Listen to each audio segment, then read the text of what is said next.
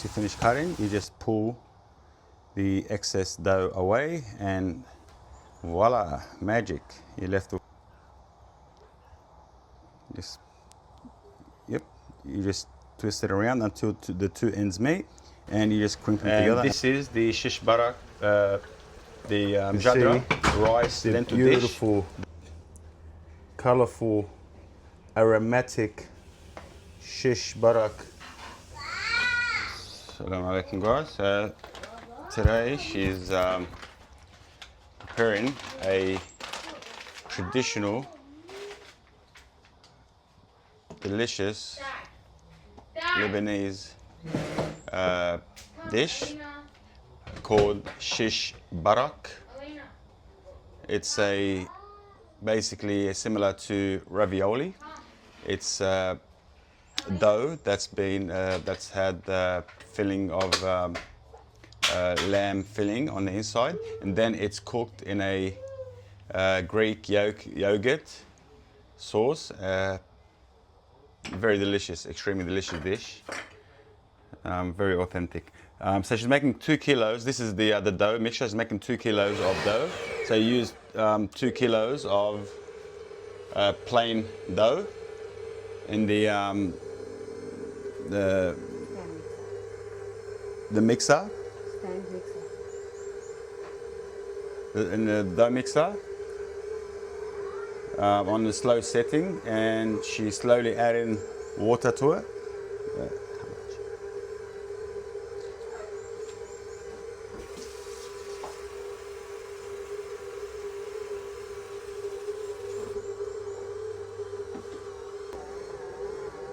So she slowly keeps adding water. So she's added almost a liter of water so far, and then it'll form a sort of the right consistency when it's done.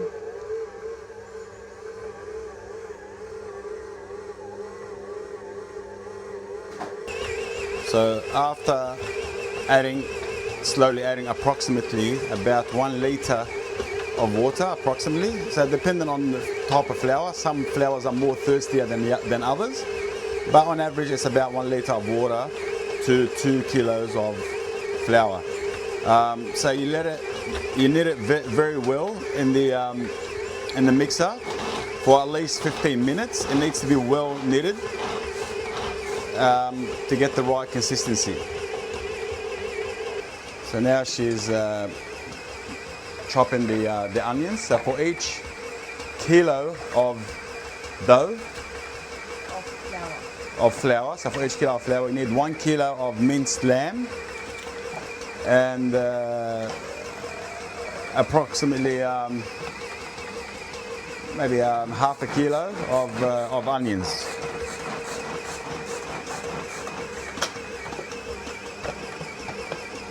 So now she's preparing the filling for the shish barak, the ravioli style shish barak.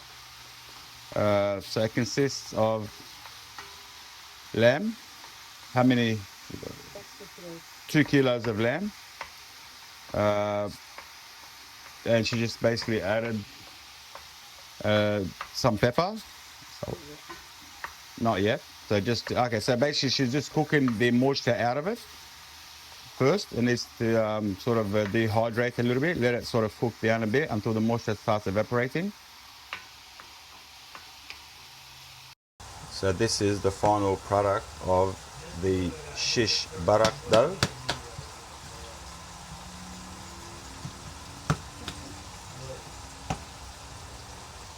So you just let it rest for about half an hour. There's no yeast in this dough recipe, so it's not gonna rise like other doughs.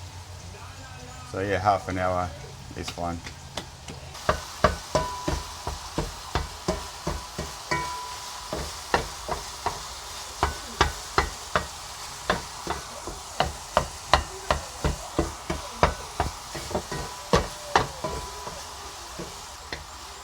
So after about maybe 10 minutes or so of cooking down the minced lamb, and most of the juices and moisture have been evaporated.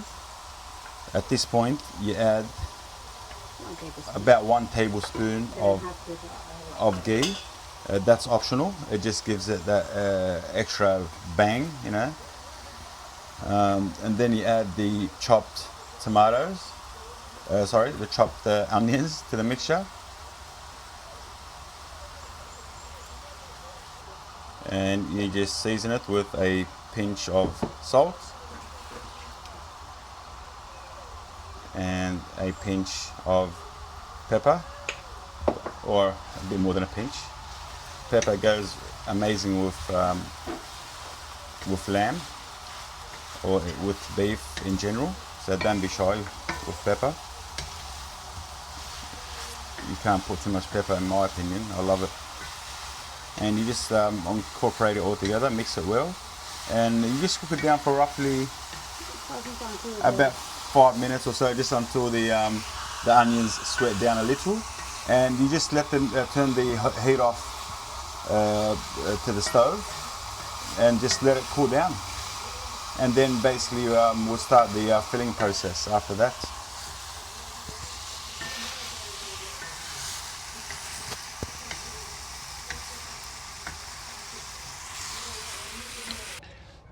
So you set the mixture aside to let it cool down, and you know, I've always said you always taste your food before you serve it. Make sure it's perfect, and that's what I'm doing right now. You know, I can't allow it to get to the table without tasting it.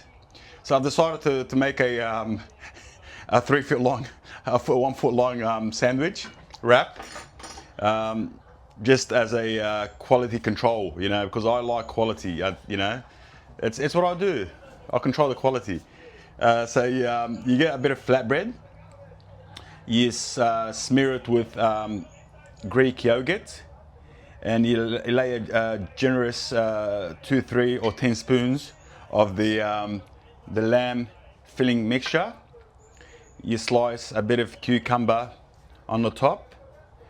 From the garden is preferable, but you don't have to have it. You know, you can get it from the fridge. And a bit of cherry tomatoes from the garden, and you sprinkle a bit of salt to bring out the sweetness and the flavors of the tomato. And that's how you wrap it. So you got to fold, show them the process again. So once you do it, so you do 1 fold, yep, slowly, and then you grab the bottom like so, and then you keep rolling. And that technique is so you don't get dribbles from the bottom, no leakage from the bottom. And this is how it looks like. And then to top it off,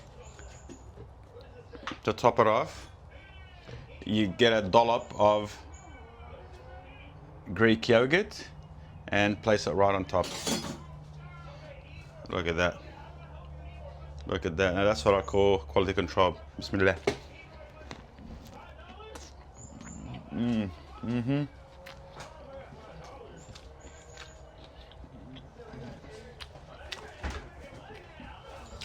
Yep, you can serve the other people now. It's good. After you've allowed the dough to rest for approximately half an hour, and the filling mixture, the lamb mixture, has cooled down, we'll move on to the next process. So just on a cool flat surface, just your bench top will do. Lay some sprinkle some flour, and you get a ball of dough, and you start rolling the dough.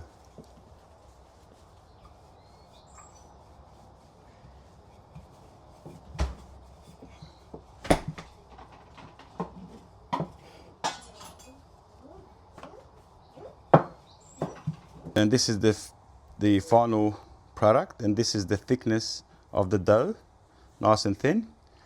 Then you get the shaper, anything that's round. You can basically use a cookie cutter or anything that's round in shape. Almost 2 inches in diameter, 50 mil in diameter roughly. And you cut shapes out of the dough to prepare the base or the dough of the shish barak, which is the cousin of the ravioli, the better, nicer and improved version of the ravioli, more flavorful version of the ravioli, according to me. Now I love ravioli too, so, but that's just a different style, different flavors. Different dish altogether, yes, it is, it is. Without knocking the old ravioli, it's a good dish. Yeah, my ravioli is my favourite. Yeah, my wife loves the ravioli, yes, she does. To finish cutting, you just pull the excess dough away and voila, magic. You're left with beautiful round shaped pieces of dough ready to be filled. We'll use that later. And you can reuse that later. You can just add it to the rest of the dough and use it later. Okay. Okay, so you get the round piece of dough and you get a small portion of the filling and you just crimp it together with your fingers and you spin it like so and it looks like a beautiful rose. Okay, we'll show us it once again. This is the technical part. So you get the piece of dough. It's actually the time-consuming part. Yep, that's the most time-consuming part, as my wife stated. So you fill the dough with the mixture. You crimp the edges together. Then you do this part slowly. Okay, let me see. Okay, so you hold it like so around your finger. You spin it until the two ends meet together, and you give it a crimp and it holds together. We'll do it one more time for slow learners like myself. Piece of dough. Yeah, fill it up with the mixture. Crimp it together, crimp the edges together.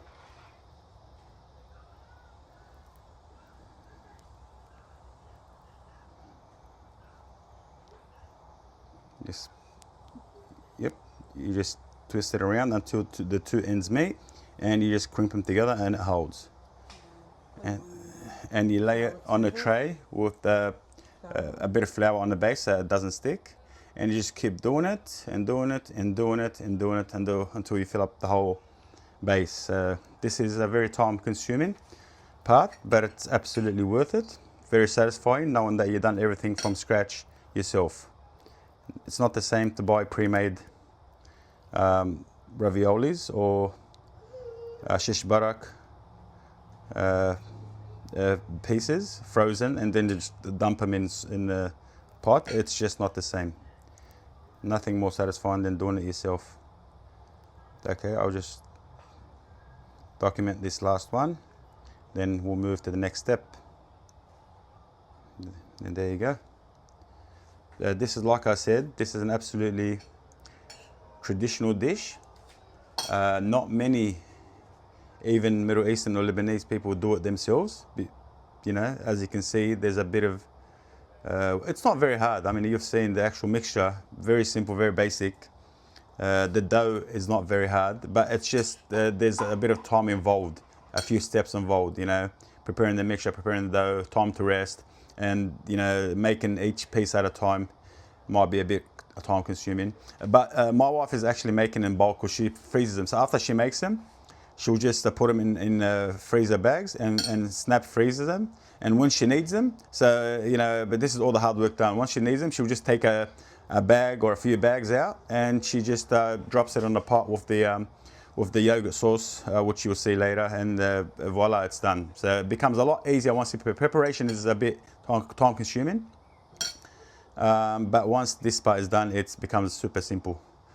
You know, a lot of people come and just take bags. She does all the hard work and they just take the frozen bags and they ride her wave, you know what I mean? And they claim that, oh, I've done it myself and so on, you know. What do? People do that. All right, there you go. And we'll see you in the pot soon. After you finish one batch or one tray of the shish barak / ravioli preparation. Okay, my wife said, do not call it ravioli. Okay, it is different. It's a different thing. So after you finish the shish barak pieces, or one batch of them, you sprinkle a bit of flour on top. You can cook it straight away. So this is ready to be cooked as it is, or you can Leave it on the tray. leave it on the tray, snap freeze it for until it freezes, yeah, And then bag it. and then bag them. So don't bag them right away because they will stick together. It's very doughy, obviously. So you freeze them until they become nice and stiff and hard. Then you bag them in individual freezer bag, and you put them and they'll keep for a very, very long time. And you bring them out every time you want to make the dish. Not individual freezer bags, like portions. Yeah, in portions. Yeah. You put them in portions, in freezer bags and portions. So this whole portion here will make one. Depends on. Yeah, depends how big you want to make the dish. But yeah, so you leave them in portions after they freeze and bring them out whenever you like. And yep, the next process is the cooking process. So after the shish barak has frozen in the freezer, she just bags it up in portions in freezer bags, like so. And then she stores it and uses it anytime she needs to make the dish. Very simple. And now she's preparing the base for the Mjadra, which is the rice and lentil dish as a side. It's a perfect side with shish barak. Okay, and this is the starter of the shish barak sauce. So we have 1.5 kilos of Greek yogurt. So again, this is to feed a family of 5. And she's going to be making Mjadra as a side dish because it goes wonderfully with it. Rice will absorb all these sauces wonderfully. It's a beautiful dish together. And you just whisk it well.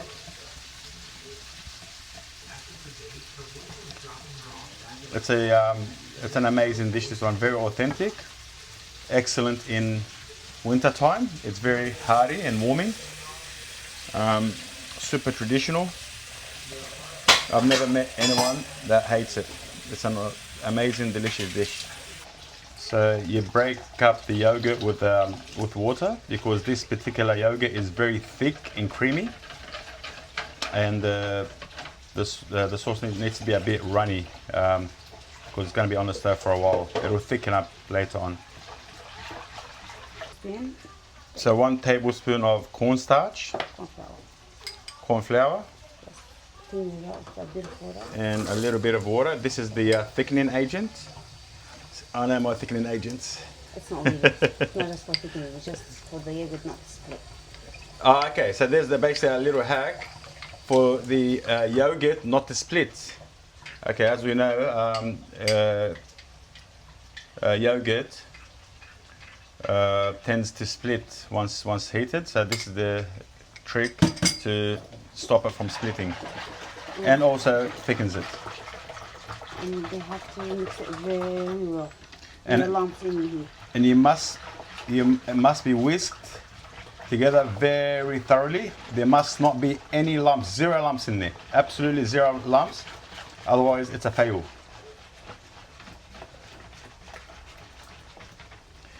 If you like what you've seen so far, don't forget to like, share, and subscribe for more delicious recipes.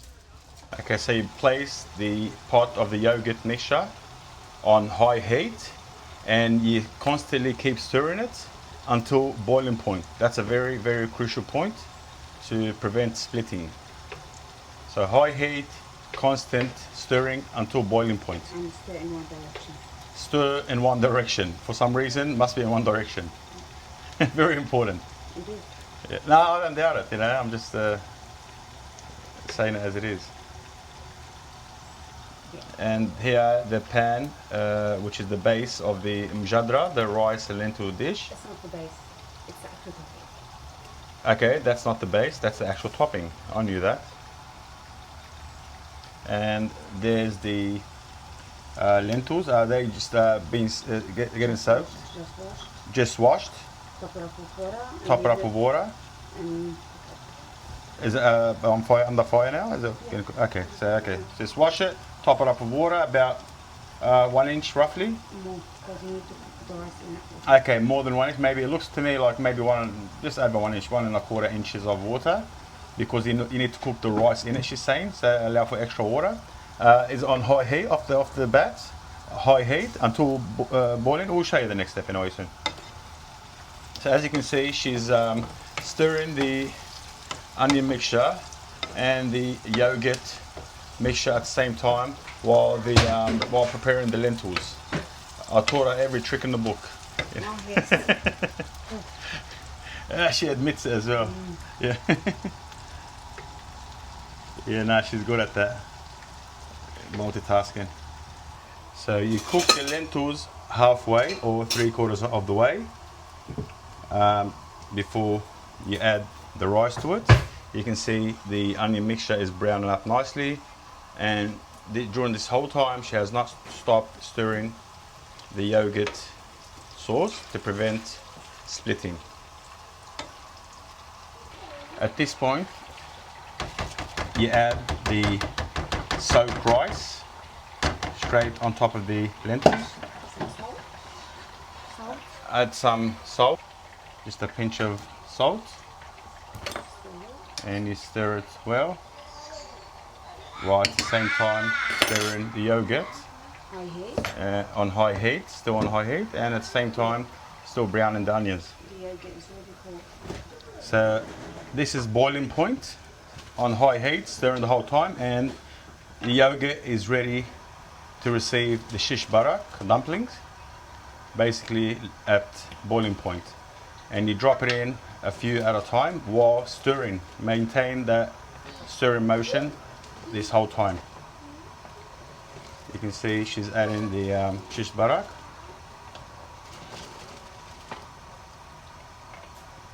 This is again delicious, authentic dish, exclusive to the Levant area of the Middle East.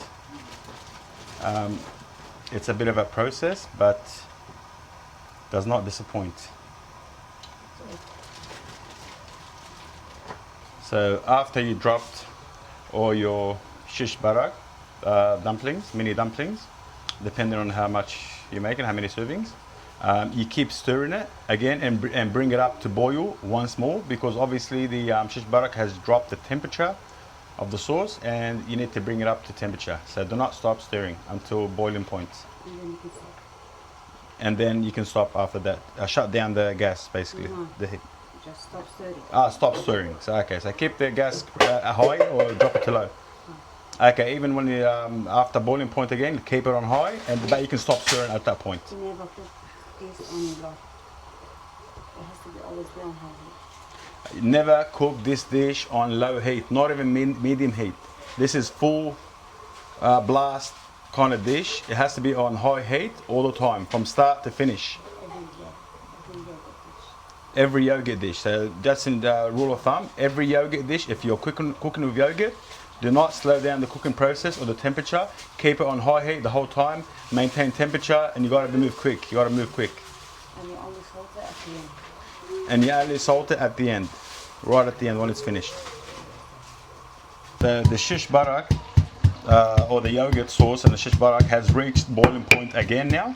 So now you leave it alone, leave it on high heat, and you jump to the next step, which is the flavoring and the aromatics of the dish, just to give it that beautiful garlicky taste that makes it what it is. So in a mortar and pestle, she placed looks like a whole head of garlic with a bit of salt, no salt, just garlic. Because it will turn out blue if you put salt. Okay, yeah, she's saying that if you add salt to it at this point, it'll turn a bluish color, and you want to maintain the nice creamy whitish color. So when the Mjadra dish is almost ready, you can see most of the water has evaporated. You put half the onion mixture on top.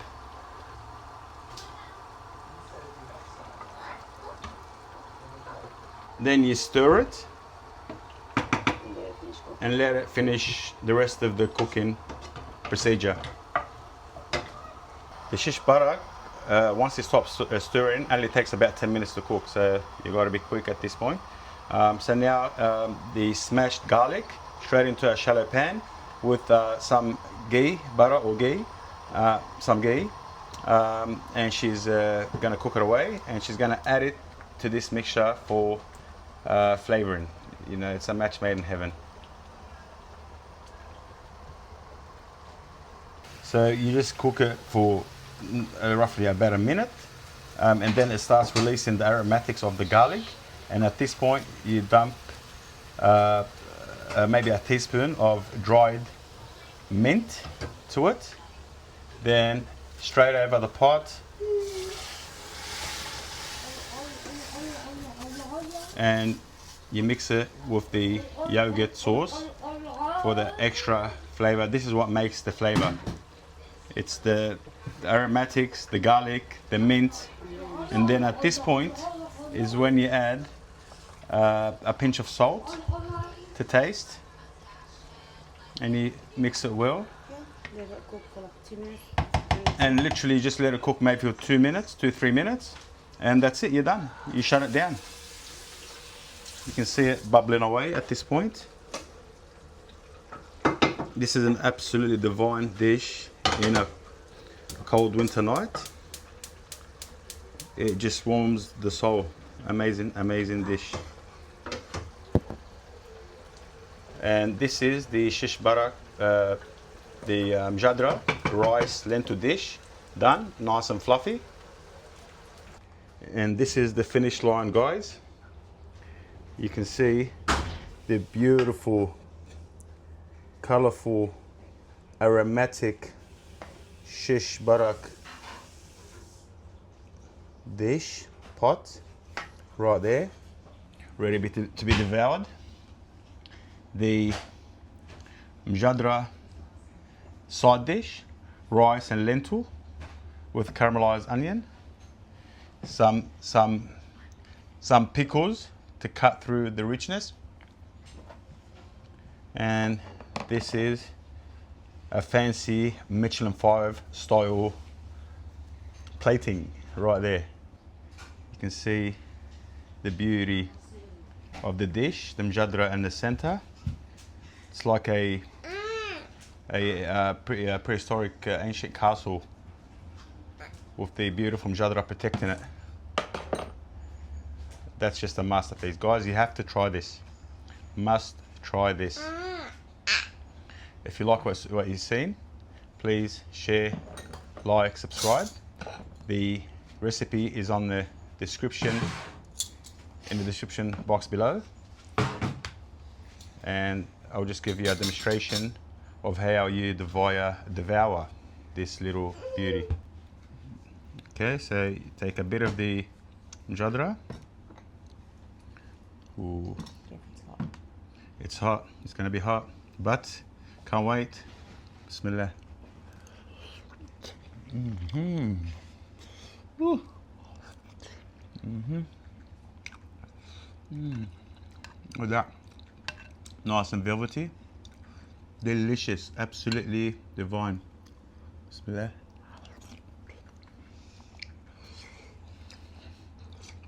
I'm going to taste it. With this homemade pickled eggplant, goes absolutely perfect with it. Absolutely delicious. If you like what you've seen, please don't forget to press the like button to make more delicious and authentic dishes.